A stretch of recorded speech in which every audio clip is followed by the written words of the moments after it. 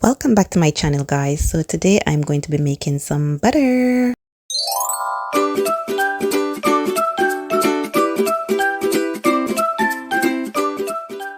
So guys, I've always wanted to try making some butter, so here I am making it today. So I'm going to be using the whipping cream.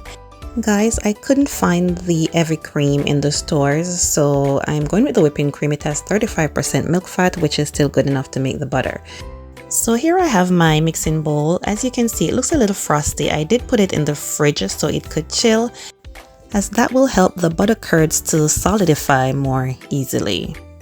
So I'm using the whisk attachment, and I'm going to be using 2 cups of the whipping cream. The whipping cream should also be cold, guys, as that is going to help with the efficient separation of the butter from the buttermilk. So just make sure that your whipping cream or heavy cream is cold. So when I added the 2 cups, there was just a little bit of the whipping cream left over. So I just went ahead and used 1 entire carton.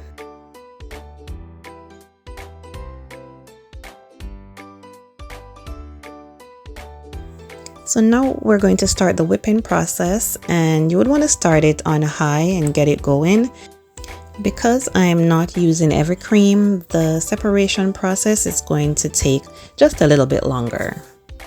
Just look at this, guys. So about 2 to 3 minutes in, we have whipped cream.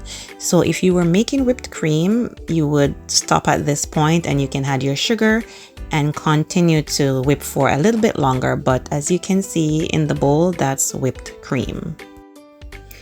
Now, as you can see, it's starting to solidify. You can see a little bit of yellow in the bowl.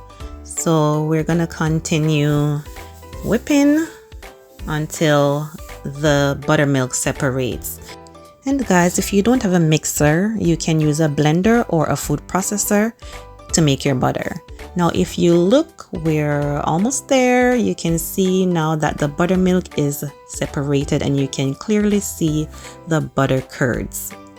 And this is it. This is your butter. So what's left in the bowl is the true buttermilk.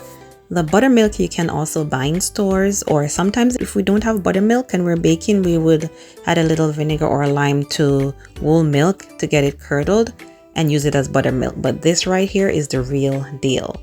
So I'm going to make sure I get all the butter curds from the milk, and I'll save the milk for baking later. I'm just going to add my buttermilk to this container and put it in the fridge, and it's going to be good for up to a week for optimal flavor. You can keep it for up to 2 weeks, but ideally you would want to use it like within a week.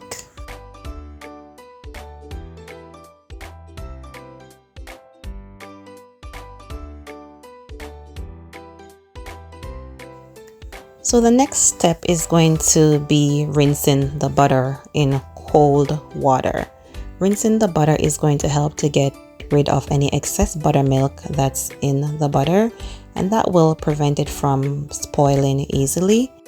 So I'm going to rinse it until the water is clean and no longer cloudy as it's looking now, and that should be about 3 rinses. And please remember, guys, to give this video a thumbs up, and please go ahead and subscribe if you haven't yet done so.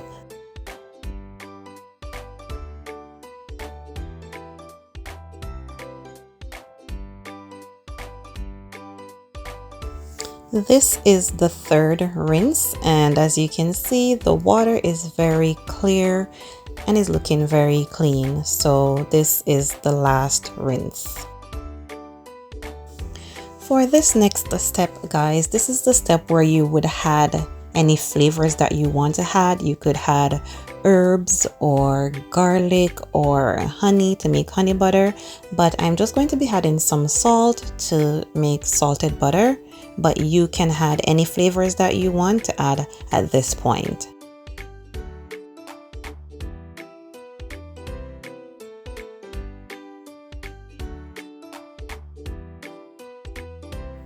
Now I'm going to add it to a piece of parchment paper for storing, and I'm going to shape it and I'm going to put it in the fridge. You could always put it in a container if you'd like for storing as well.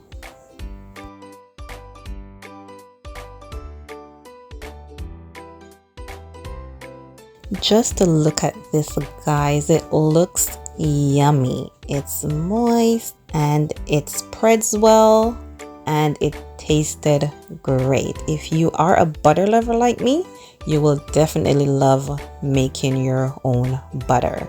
Thank you so much for watching. I hope you enjoyed this video and I'll see you in the next one.